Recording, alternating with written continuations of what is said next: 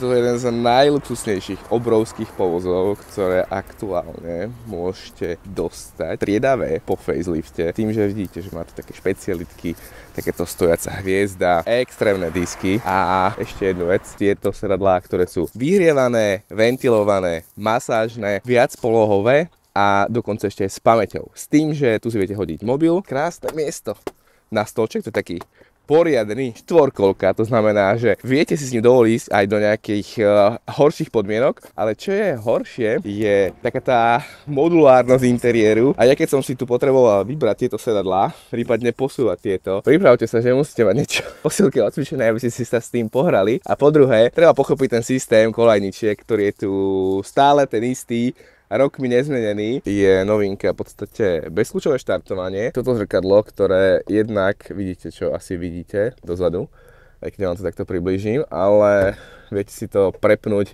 ako, ja neviem, v Range Roveri na zadnú kameru. Táto hlavná obrazovka už je dotyková, dotykový už je aj volant. Ovládanie väčšinou vecí je všetko elektrické, od dverí po sedadlá a tak ďalej. Tipnite si cenu, to vám napíšem do komentára, ale púta to na cestách určite pozornosť.